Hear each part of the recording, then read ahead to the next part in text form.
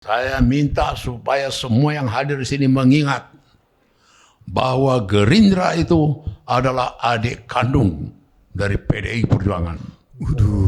Hati-hati kau dengan Prabowo, jangan bohongi dia seperti kau bohongi Hasto sama apa.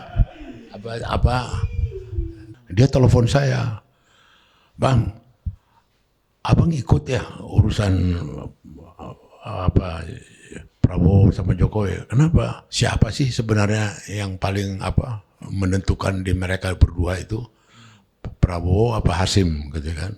Kok semua atas Hasim? Semua tunggu keputusan Hasim, kata Mega.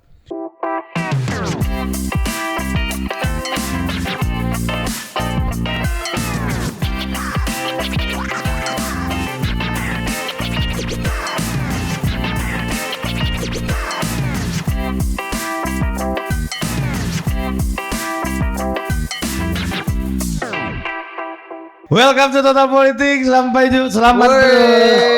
Selamat datang lagi di ruang temu Total Politik. Ya, dan berikan tepuk tangan yang meriah untuk the one and only Opung Panda. He's back. Iya, aset bangsa Indonesia, aset PDI Perjuangan dan aset Sumatera Utara. Dari yang mana? Beliau ini adalah almarhum Taufik Kemas Pung Sahabat. Ya. Dan Opung sampai sekarang masih rajin berkomunikasi dengan almarhum Pak Taufik dengan ke Kalibata. Sering nyekar ya Bung ya? Telepon. Ya coba pakai mic dulu. Kasih dulu dekat Opung. Teleponan. Diangkat tapi ya. Aku bilang sama Puan, kemarin bapakmu telepon aku dari Kalibata. Kok ngomong begitu? Iya memang dia telepon. Dia nanya gimana kau, udah bagus nggak jadi pimpinan DPR? Begitu.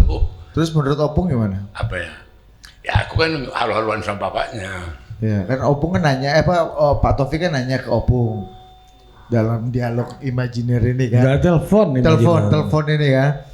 Dia nanya gimana anakku, nah Opung jawabnya apa? Oh bagus. Sur dong Pak Taufik. Bisa aja Opung bikin sur gini kan.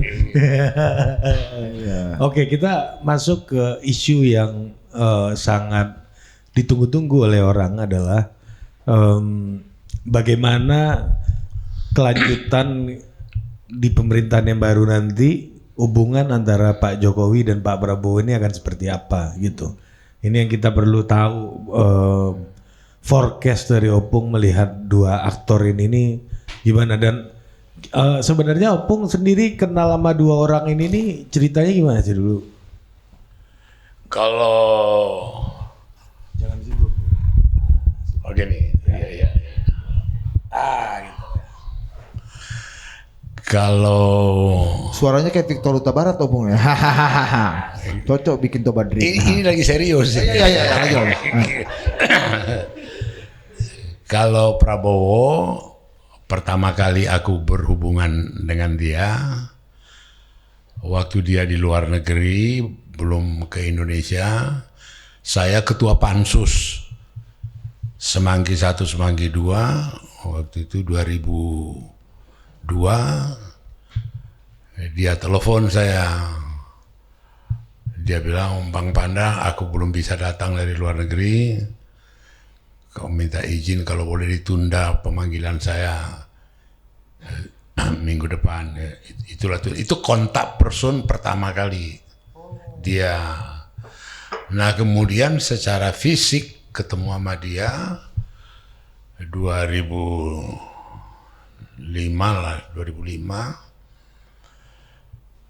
Ada dua orang yang saya hormati menitipkan Prabowo ke saya, yang namanya Taufik Kemas, suami Megawati. Pan, kau bantulah dulu Prabowo. Kenapa? Adiknya ditahan di rumah tahanan Salemba. Kasus apa? BLBI. Kemudian seorang lagi meminta hal yang sama, Luhut Panjaitan. Pan, bantulah Prabowo. Terus adiknya ditahan. Oh iya aku udah dengar, saya bilang gitu. Nah aku bilang ke Luhut, aku nggak kenal Prabowo, biar dia ketemu aku dulu gitu loh. Ya udah diatur lah besoknya ketemu aku di Hotel Mandarin di coffee shop. Di situ pertama kali ketemu sama dia walaupun cerita isu persilatan Prabowo ini kan udah malang melintang selama reformasi dan segala macam. Baru itu ngobrol terus dia katakan, "Bang, aku minta tolong kalau bisa adikku dikeluarkan dari tahanan. Terus kalau bisa lebih cepat lebih baik." Kenapa? Dia baru masuk jadi Kristen dan di penjara itu dia sering melakukan penginjilan. Aku takut nanti dia ada yang nggak senang, dia ditikam, kata Prabowo. Oh begitu. Oke lah, saya coba usahakan. Dia bilang, lawyermu siapa? Pengacaramu Hotman Paris. Panggil dia sekarang, saya bilang. Panggil dia sekarang. Terus Hotman Paris datang, saya bilang bikin surat penangguhan penahanan. Jadi waktu pertama kali ketemu Prabowo itu, hubunganmu sama Luhut gimana? Udah baik? Baik bang, katanya. Telepon dulu, saya bilang. Ditelepon dulu Luhut. Telepon Luhut. Ini bang, kata Prabowo. Dia bilang, Hut, aku kan sama Luhut tuh, hut pan kan. Biasanya gitu loh. Sebelum dia jadi menteri. Kalau dia jadi menteri? Pak. Dia bilang, Hut, ini di depanku ada Prabowo. Minta tolong adiknya dia supaya dibantu. Dia langsung ngomong Batak dari sana. Udahlah, serius lah kau, bantulah, katakan. Apa bahasa Bataknya gimana? Toe mah, baik mah bikinlah di situ gitulah. Apa gini? Artinya tahunnya nanti berterima kasih kayak gitulah. Terus aku tetap formal jawab dia, tetap formal. Oh jadi begitu, udah baik kan kalian berdua, gitu. Ayah apanya itu ketika gini. Jadi oke, udah ini nih gue kasih apanya kepada Prabowo. Terus aku bilang sama siapa, Hotman Paris, nanti malam antar itu ke rumah, surat ke Jaksa Agung. Begitu loh. Dia minta secepatnya jam 10 pagi besoknya udah keluar. Gitu loh. Jadi super cepat itu. Waktu saya kasih bebas itu, kasih keluar itu. Besoknya jam 10. Aku kasih tahu Luhut. Udah keluar dia, aku bilang. Kasih tahu Prabowo udah keluar dia, aku bilang. Itu yang kemudian yang kemudian lagi. Jadi kalau Prabowo pernah ngomong wawancara Naswa, kalau saya tidak berkuasa, kalau itu sulit dapat kredit, kan dia ngomong gitu. Ya. Karena itulah saya mau berkuasa supaya jangan ada kesulitan kredit ya. Bang. Jadi saya ingat dia minta tolong ke saya ngurusin kredit di Bank Mandiri, ya kan? Seminggu sebelumnya Luhut minta tolong juga ke saya kredit dia. Mereka dua-dua ini rupanya mau ambil over perusahaan Kiani Kertas miliknya Bob Hasan di Kalimantan, gitu loh. Nah kemudian datang Prabowo, udah lama pengajuan kreditku nggak ditanggapi sampai sekarang belum ada jawaban, gitu loh. Kuaturlah pertemuan dia dengan Nelu di Rut dan kemudian juga Luhut di Hilton. Terus aku bilang, kalian dua jenderal jangan ditekan-tekan ini Pak Nelu, orang baik ini, aku bilang kan. Ya enggak lah, kita ketemu aja udah senang katanya gitu. Ketemulah itu. 2-3 bulan kemudian ketemulah Nelu di resepsi perkawinan di Hotel Mulia Senayan. Pak Panda, udah beres ya? Udah nih. Paksa lakukan sandiwara sama Nelu. Oh iya, kemarin aku sudah mau datang ke kantor. Kasih tahu terima kasih, gitu kan. Terus dalam hati gua, gila juga yang dua ini gak cerita ke aku udah cair gitu. Dua ini Prabowo dan Luhut. Aku datangin lah Luhut. Kok nggak kasih tahu aku udah cair? Wah, aku nggak campur lagi di situ katanya kan. Aku udah keluar dari kian nggak partner lagi aku. Pekong lah mereka pecah kongsi. Udah dengan Prabowo katanya. Aku tanya Prabowo, Mas, rupanya udah dapat. Iya, udah cair katanya dia kan. Jadi kembali cerita itu dia alami sendiri. Kredit bagaimana susahnya ini kredit. Pung, tapi sebentar Pung. Opung tadi bilang ketika Pak Prabowo ingin minta tolong ke Opung bilang satu syaratnya kau telepon dulu Luhut. Kalian dua udah baik belum? Nah, iya. Ada problem apa Pung sebelumnya sehingga Opung bisa harus bertanya kepada Pak Prabowo. Jadi kan kalian berdua udah baik. Mereka ini kan berkantor di Bidakara. Iya. Terus tiba-tiba udah pecah kongsi, nggak ada lagi Luhut di situ. Prabowo ini. Kemudian satu ketiga mereka ngerjakan apa, terus mula-mula sama, terus nggak ada. Jadi sering kayak begitu di antara mereka berdua. Itu aja yang menggoda aku. Oh, bukan karena unsur politik atau unsur klan tentaranya, bukan? Oh, enggak. Dari bisnisnya. Saya terus terang ya harus mengakui hampir semua jenderal-jenderal itu diklaim atau bisa mengklaim diri atau mengapakan kenal. Oh ini orangnya Tommy Winata. Oh ini orangnya Aguan. Oh ini ya, apanya Haritanu. Ini ada Prayogo Pangestu gitu loh. Nah untuk cerita ini Prabowo tidak bisa diklaim orangnya siapa. Kalau pemahamanku itu dia diprotek sama Hasim. Hasim kan pengusaha besar, punya kemampuan yang ini gitu loh. Jadi dia artinya dalam hal ini Prabowo tidak bisa diklaim orang ketergantungan dia kepada salah satu cukong gitu loh. Berkenalan dengan dia jenderal-jenderal dengan cukong ini itu punya di mereka itu punya standar tersendiri. Dari satu ketiga Luhut itu hubungin aku, Pan, kau kenal Tommy Winata nggak? Kata dia kan. Tommy Winata, kenal, kenapa? Kenalkan aku ke dia, katanya. Lo untuk apa? Aku bilang, ya perlulah, masa jenderal-jenderal lain kenal Tommy kok aku enggak, gitu kan.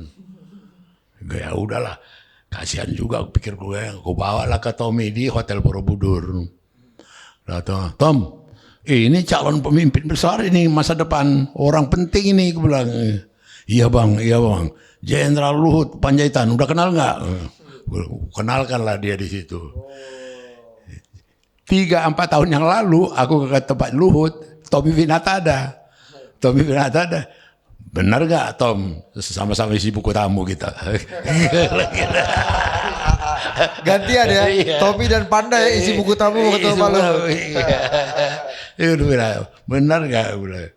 Jadi waktu itu aku entah bagaimana aku ngomong spontan gitu aja. Ini Luhut ini nanti jadi orang penting ini, Tom. Kamu mesti kenal sama dia gitu loh. Itulah cerita keterkaitan jenderal-jenderal ini dengan para pengusaha-pengusaha. Nah di dalam hal ini Prabowo dalam hal ini tidak seperti beberapa kebanyakan jenderal yang lain diklaim gitu loh. Jadi satu ketiga waktu Mid Plaza mereka punya kantor itu di hotel di situ satu ketiga Megawati bilang saya waktu kampanye Mega Prabowo yang jadi Ban, nanti kamu kalau ketemu Prabowo kau tanya dulu, yang aku juga pengen tahu, kata Mega, siapa sih sebenarnya yang paling menentukan di mereka berdua itu, Prabowo apa Hasim, gitu kan? Kok semua atas Hasim, semua tunggu keputusan Hasim, kata Mega. Ngomonglah aku sama mereka berdua, sama Prabowo sama Hasim di kantornya itu di Sudirman Mid Plaza itu. Dari tadi cerita semua yang menentukan adikmu ini. Ada di situ dia Hasim. Aku juga punya adik Asmara, Nababan yang Komnas HAM itu. Tapi dia nggak menentukan sama aku. Beda lah kita, kata Prabowo. Kenapa? Yang punya uang dia, kata. Yang punya uang Hasim. Ya kita ngikut dia aja, kata gitu. Itu, ku ceritakan ke mereka. Ah ngarang kau. Apa kau kata? Lo enggak, itu diakui, gue bilang kan. Hasim yang menentukan itu karena dia yang punya ini, gitu loh. Jadi waktu proses mempertemukan Prabowo sama Jokowi, waktu itu upaya yang berbagai macam dilakukan. Waktu itu yang jadi ujung tombaknya waktu itu kan Budi Gunawan, Pramono Anum, terus nggak di pihak dia kan di pihak Jokowi, terus kemudian Budi Karya ikut yang dari Menteri Perhubungan. Terus Erik waktu dia ketua TPDN ini gitu. Nah, waktu mereka itu mengatur mengerjakan rekayasa itu, satu ketiga di rapat Menko Polhukam yang dipimpin oleh Wiranto, itu selesai rapat itu almarhum Cahyokumolo Mendagri waktu itu, dia telepon saya, Bang, abang ikut ya urusan Prabowo sama Jokowi. Kenapa? Tadi Muldoko ngomong di rapat, kan, gini-gini. Habis itu Yasona Lauli, Menteri Kumham yang peserta rapat itu juga bilang hal yang sama. Bang, emang abang yang ikut dalam proses ini? Penasaran aku, besoknya aku ke Binagraha. Ku datangi Muldoko. Mas, operasi mempertemukan Presiden dengan Prabowo ini kan silent operation. Kenapa dibocorin? Aku bilang. Aku bilang, wah suasana di rapat waktu itu sudah lesu. Sudah pesimis. Karena itu saya kasih harapan bahwa salah satu di antara teman kita sudah ketemu dengan Hasim. Hasim itu orang yang menentukan Prabowo gitu kan. Ya tapi kenapa mesti nyebut namaku biar lebih yakin lagi, percaya, kata Muldoko. Aduh. Jadi begitu selesai mereka MRT itu ditelepon laku orang istana.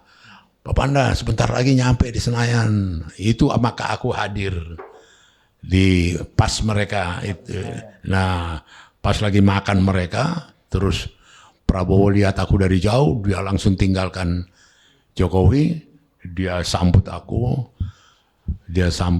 kemudian waktu ketemu bertiga, sama waktu itu datang Prabowo, nanti saya kenalkan sama Bapak Presiden, saya bilang Bang Panda teman akrab saya, teman lama saya, ya ayo yuk kita ke Presiden. Pak Presiden ini teman akrabku, teman lama aku. Dia nggak tahu hubunganku sama Jokowi udah jauh gitu loh. Nah, terus kemudian waktu itu. Terus sekarang juga udah jauh, bener-bener jauh kayaknya. Jadi aku tuju lah mereka, dada mereka dua. Nggak pakai Pak Prabowo lagi, nggak pakai Pak Jokowi. Kalian berdua serius nggak? Saya bilang. Bahasa Indonesia atau bahasa Batak? Bahasa Indonesia yang kebatak-batakan lah. Kalian berdua serius nggak? Kan? Kenapa? Loh ini jangan main-main loh. Ini bukan main ini pertemuan ini. Aku bilang gitu kan. Langsung dipukul siapa Jokowi.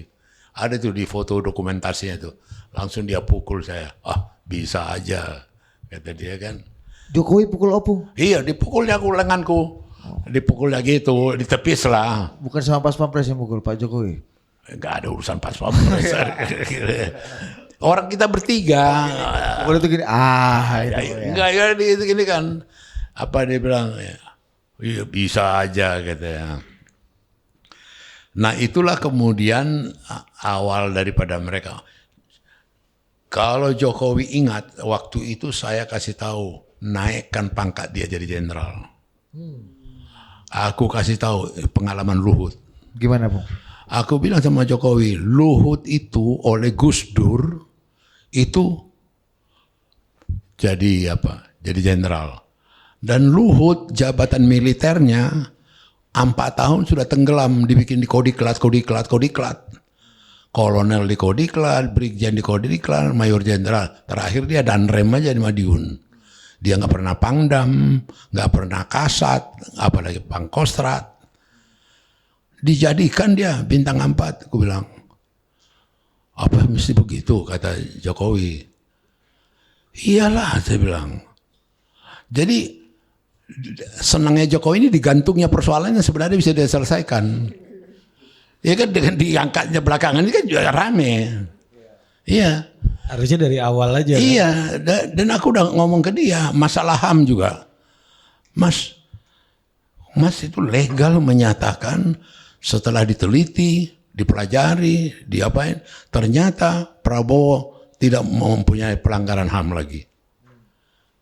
2 itu saya kasih tahu ke Jokowi. Itu 2019, itu 2020 udah masuk di kabinet dia. Dia gantung. Ini yang soal pelanggaran HAM ini ke PDI nggak nyampe kemarin kampanye. Mana? Kampanye kemarin. Ya kan ada taktik-taktiknya. ada yang disampaikan di sana, ada yang disampaikan sini.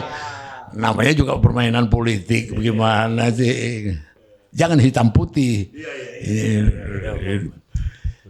Begitu, itulah kisah snapshot. Maka saya terus terang, terutama ke Gibran, hati-hati kau dengan Prabowo, jangan bohongi dia seperti kau bohongi Hasto sama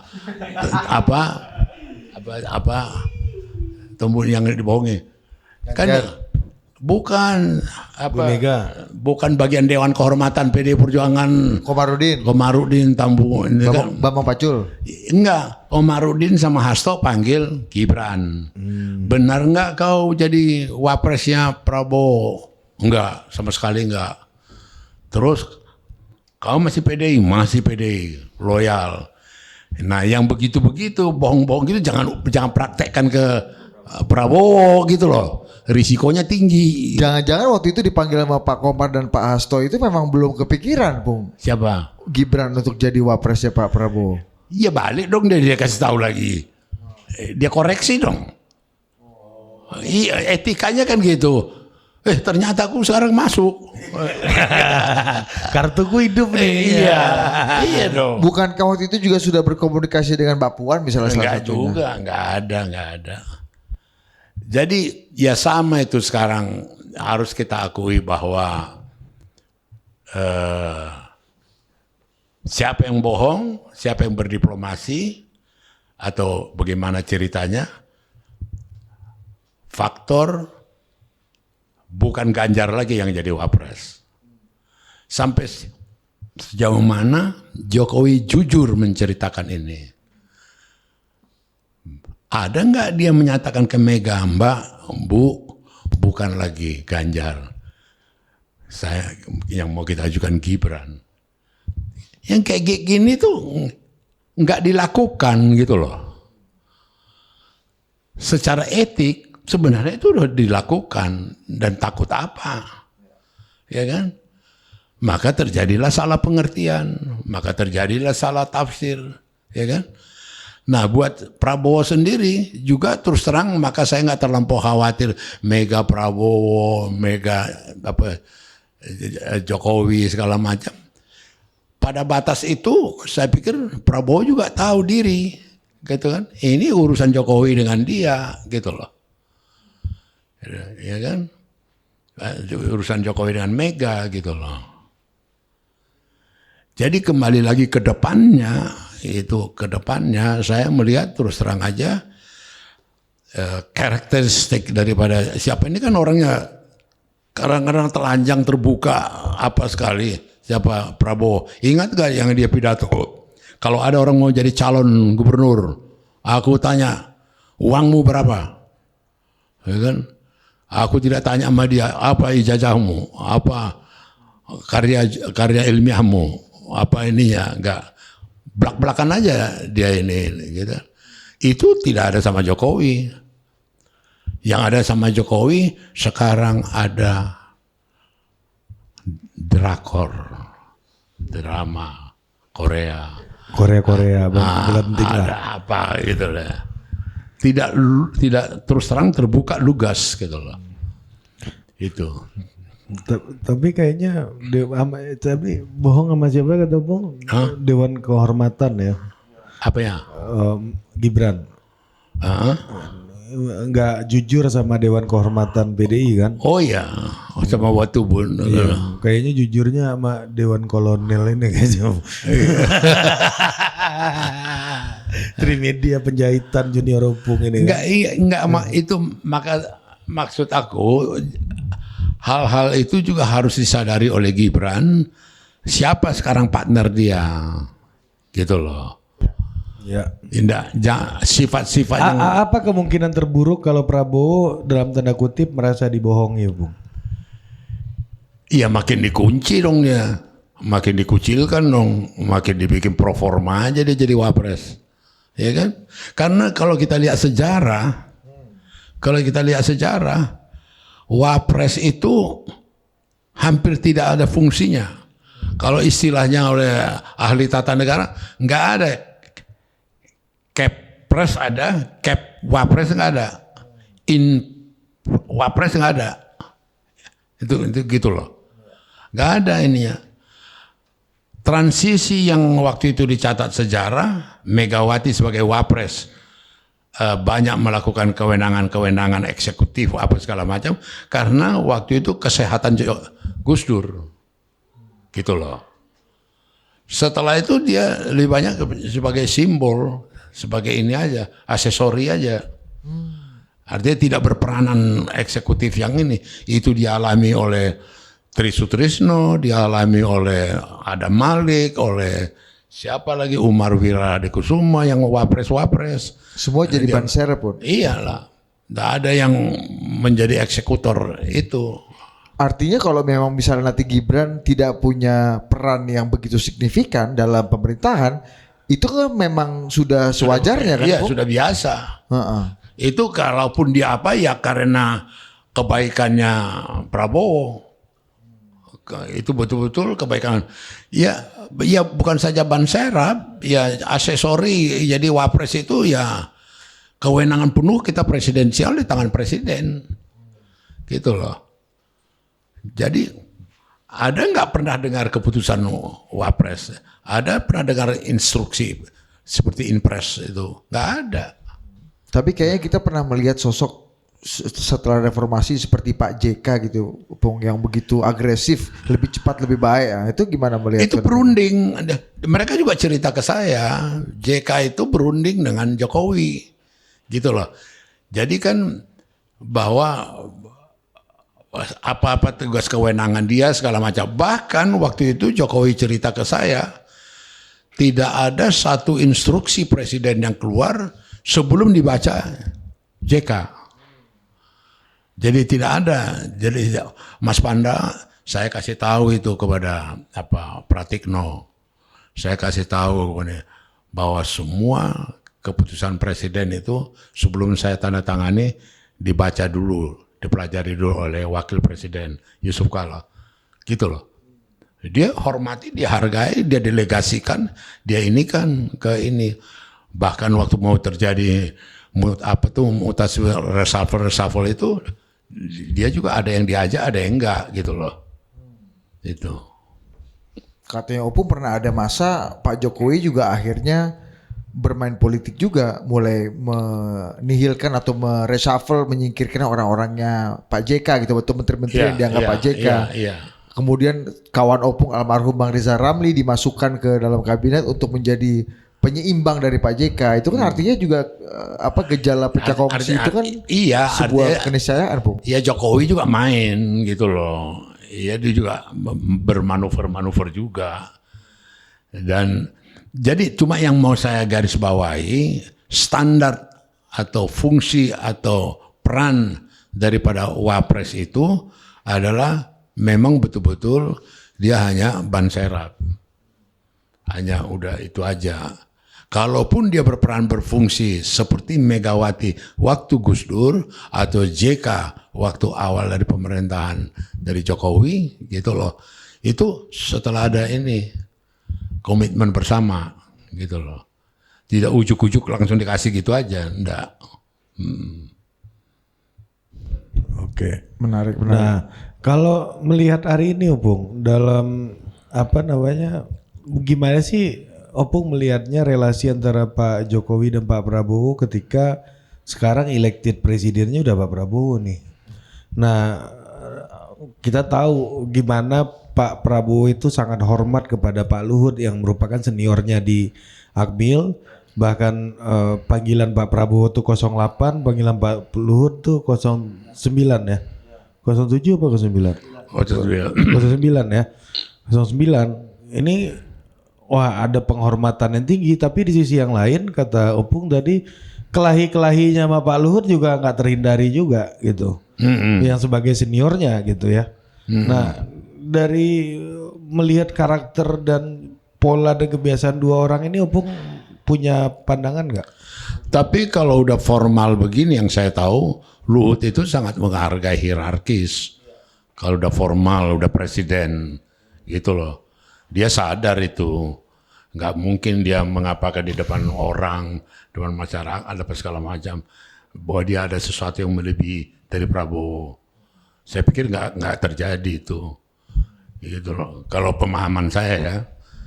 Karena aku lihat dia dari pengalaman saya bersama dengan Luhut dan Prabowo, perhatian dia terhadap Prabowo besar sekali gitu loh. Ya sama, Pan kau bantulah dulu, Pan kau bebaskan dulu adiknya itu, Pan kau iniin gitu loh. Bantu dulu kreditnya, udah lama itu kreditnya nggak turun-turun gitu kan. Itu atensi dari Luhut terhadap dia gitu loh. Iya kan? Nah karena persahabatannya itu nggak ada cincai. Biasanya kan gua dapat komisi dong. Nggak ada karena lebih mahal persahabatan itu. Oh. Luhutnya nggak dapat komisi atau Opungnya? Aku dong dapat komisi dong, bantuin mereka, ya kan. Masa nggak dikasih? Waktu Mandiri nggak dikasih. Oh gitu. Alasan Luhut dia udah pecah kongsi. Itu pun kayaknya Opung kena tipu kampung juga.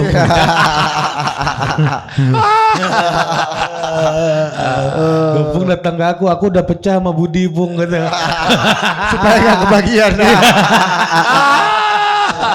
Tapi sementara sama Pak Jokowi gimana? Apanya? Kalau Pak Luhut kan menghormati formalitas, hierarki. Kalau Pak Jokowi menurut Opung gimana? Kalau penampilan di luar ya dia kelihatan menghormati, mengapain ya. Kalau dari segi ini masalahnya kan itu yang tadi statement-statement, pernyataan-pernyataan dia menepati janjinya. Itu yang sebenarnya jadi sensitif. Sampai sejauh mana dia. Ini subjektivitas kami lah dulu sebagai PDI Perjuangan.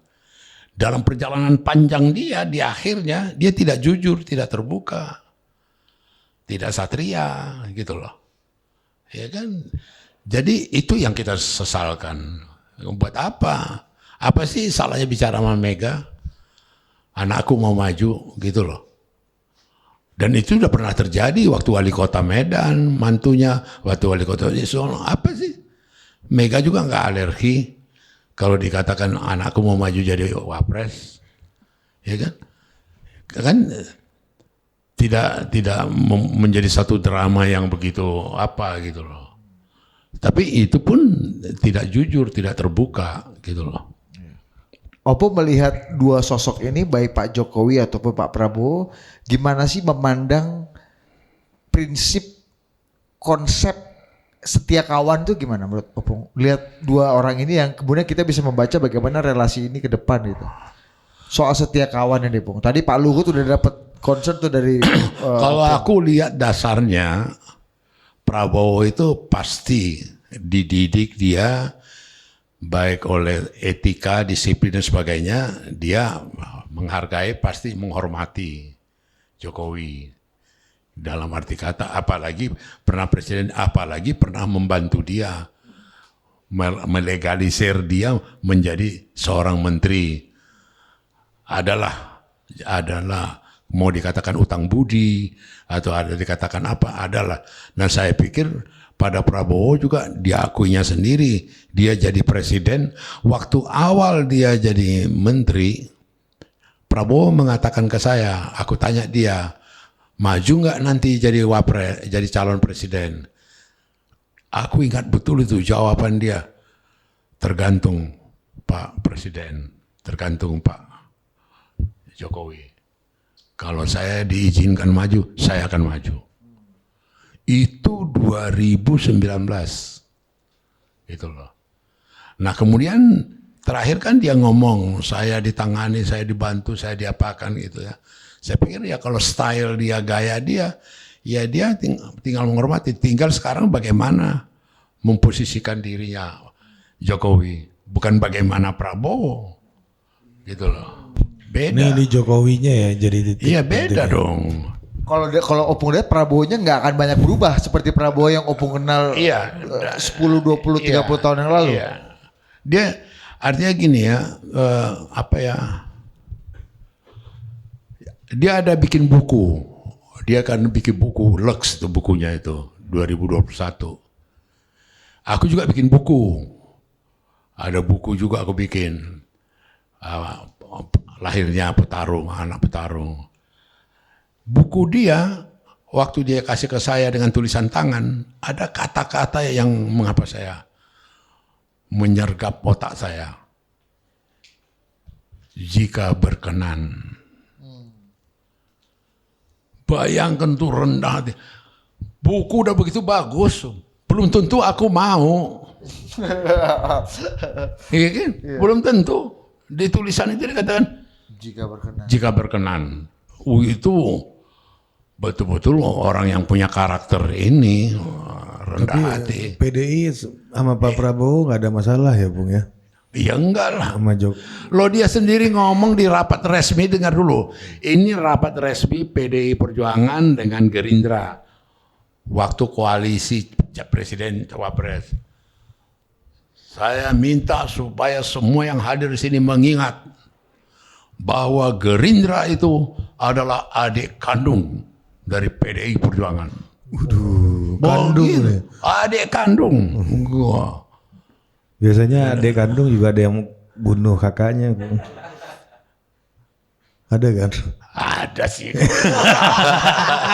Oh, iya. Komedi aja ya, komedi. Itu kalau lihat koran-koran ini kan. Iya di koran lampu merah. Koran kuning ini kan ya. Lampu hijau. Iya banyak tuh Bu. Banyak Bu kejadian gitu. Iya. Tapi apa menurut Opung Pak Prabowo yang memang orangnya kan katanya kan keras, apa namanya tentara segala macam ya. Apa yang bisa bikin Pak Prabowo yang sekeras itu bisa melunak, menurunkan dia punya ego dan harga diri untuk bisa berpolitik belakangan ini? Menurut Opung. Aku kan pernah tanya dia. Aku bilang, Mas belajar politik sama siapa? Aku bilang, Fadlizon katanya. Ya, kan? Terus Fadli yang belajar sama Prabowo atau Prabowo belajar sama Fadli? Dulu menurut ceritanya, bukan Fadlizon loh yang cerita ke aku, Prabowo loh, ya kan? Ku tanya lah Fadlizon, kau gue hebat kau ya, aku bilang, kau rupanya yang ngajari Prabowo berpolitik. Tuh, aku malah dorong supaya bikin partai katanya. Jadi ide Gerindra itu dibuat itu Fadlizon. Nah cuma karena aku bisa ngerti Fadli, kau sekarang disuruh istirahat dulu karena kau suka ngomong sontoloyo. itu bikin rese itu. Prabowo pun jadi rese kan. Kalau Fadli ngomongnya keluar lagi video klip lama ini Bu. Jangan-jangan Pak Prabowo naik kuda pakai keris tuh kerisnya Fadlizon juga itu Bu. Bang Fadli deh kan. Tapi apa Bu tadi Bu yang bikin Pak Prabowo mau harusnya ada ininya Pak Prabowo kan nggak kayak gitu. Apa yang bikin Pak Prabowo mau merendahkan? Nah saya pikir yang manusiawi aja. Dia kan punya ambisi mau jadi presiden, ya kan? Berbagai mana cara dia usahakan. Bahkan itu kan ada pengakuan 4-5 kali minta Gibran dan sebagainya, ya. Tapi ini kan kau bisa bayangkan kan ini 3 kali dia. Iya kan udah 3 kali kalah, ya kan bukan 2 kali itu aja. Kan sebelumnya juga kalah. Nah dia dasar petarung, ya kan, fighter, ya. Agak mirip sama Opung. Dia bukan dasar petarung gitu, dia nggak ada istilah ini kalah. Dia upayakan bagaimana menang, dia upayakan segala cara, tapi dengan tarung, gitu loh. Bukan dengan konspirasi berkhianat, enggak gitu loh. Masih kan? Lo benar, iya. Masih disikat dulu satu gambar gitu kan. Baju tapi gitu ya. Mau kesini tetap gambar situ kan. Paten Opung ini. Nah Opung. Senior bos. Nih. Tunggu, ada tambahan dikit lagi nih. Nah kalau itu kan Pak Prabowo kan, itu strategi politis sehingga Pak Prabowo mau merendahkan ininya lah, egonya lah gitu pokoknya untuk tujuan politik. Menurut Opung, Bu Mega bisa melakukan hal yang sama nggak Pung untuk tujuan politik? Atau apa ada nggak kesamaan? Tergantung. Kalau dia suka bisa, kalau dia nggak suka nggak bisa. Termasuk soal pencalonan Lihat waktu di gedung MPR itu, yang dia jalan disalamin, ya kan? Pas dekat Surya Paloh dia lewatin. Lihat itu. Apa masalahnya Bung? Loh, bukan artinya yang kayak gitu drama-drama gitu dia mampu. Oh. Gitu loh. Teater begitu. Gitu loh. Maka itulah sering nonton teater. Bu Mega ini teman dekatnya siapa sih Bung? Hah? Ya gua. Tapi ini ada yang terakhir nih Pung. Kemarin muncul lagi Bung, ini isu lain lagi mengenai tadi nyambung ke pertanyaan terakhir bahwa Pak Jokowi pasca Oktober 2024. Nah ini di DPR Bung baru-baru ini muncul lagi ide pembuatan lembaga namanya Dewan Pertimbangan Agung, mengaktifasi kembali Dewan Pertimbangan Agung. Jadi ada revisi undang-undang One Team Press. Jadi DPA ini mau dikembalikan lagi ada dengan anggotanya tergantung presiden, nggak ada aturan yang melekat dan selevel lembaga tinggi negara. Jadi ketua DPA akan kembali seperti dulu yang selevel presiden, selevel ketua MPR, DPR dan macam-macam. Menurut Opung gimana? Sebagai orang yang pernah hidup dalam era DPA. Jadi dalam sejarah Republik Indonesia, DPA itu pernah eksis, berkembang dan mempunyai pengaruh yang besar waktu mereka membocorkan hasil Komisi 4 dari DPA mengenai kasus korupsi. Itu spektakuler dulu itu. Apa itu? Masih potar dulu DPA. Setelah itu seluruh rakyat Indonesia nggak punya catatan lagi mengenai apa prestasi daripada DPA. Ya pas bandrol aja. Demikian juga One Team Press. Belum pernah kita dengar selama ada One Team Press itu, kemudian memberikan pendapat-pendapat yang kemudian mengoreksi Presiden Jokowi, mengingatkan ini, atau kemudian tidak lagi terjadi ini, dan sebagainya.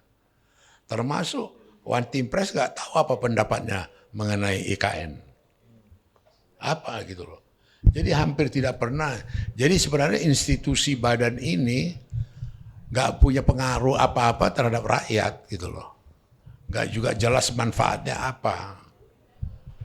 Ini berdasarkan catatan sejarah. Ya, bukan kita mau ngada-ngada, enggak.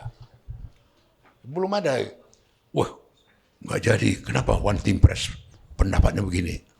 One Team Press apa gini? Nggak pernah. Kemarin Opa Darto kesini, Opa Darto. Dia juga ngaku juga nggak berani terbuka ngomong kan? Iya di dalam katanya. Ini kritik saya dari dalam katanya. Ya pokoknya semi mawon lah. Tapi kan secara undang-undang mereka memang nggak boleh kan untuk mempublikasikan. Apa. Tapi ya paling tiga kan orang tahu ada hasil mereka gitu loh. Tapi kenapa Bung ada ide ini dari Pak Prabowo atau operator politiknya Pak Prabowo? Kenapa harus mengaktifasi lagi Dewan Iya, Pertimbangan Dewan Agung. Pertimbangan Agung ini kan nanti kan orang-orang yang ditaruh di situ juga menjadi efektif juga, menjadi bisa menampung. Karena itu dianggap juga sebagai pejabat negara. Gitu loh. Mobilnya juga pakai ngoeng-ngoeng. Ya kan? Ya udah. Nah, itu aja.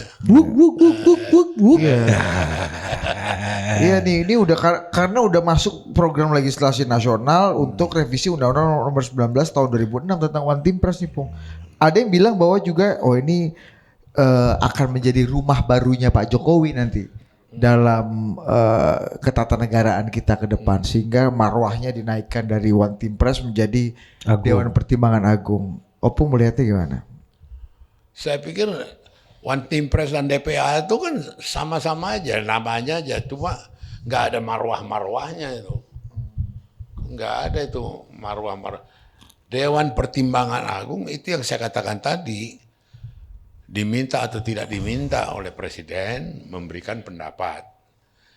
Alangkah indahnya sejarah Republik ini, kita pernah mendapat cerita gara-gara DPA mengingatkan, maka begini. Gitu. Gara-gara One Team Press mengatakan ini, walaupun tidak bisa dipublikasikan secara terbuka, ya kan? Tapi nggak ada itu. Jadi ini asesori yang nggak ada gunanya kita bahas gitu loh. Oke, Iya, yang penting kan nanti ada orang pakai patwal ini kan Opung. Kan platnya RINI RI, baru ini. Loh iya pakai RI 92. Pakai weng. Nah, gitu Opung suara. Kalau lagi lapar, Nah, itu kalau Jakarta. Kalau di daerah wow. Agak beda, masuk perkampungan beda soundtrack. jadi nggak ada gunanya, Bung ya. Nggak ada manfaatnya, artinya untuk kita bahas ya. Oke, tepuk tangan semuanya. Ya.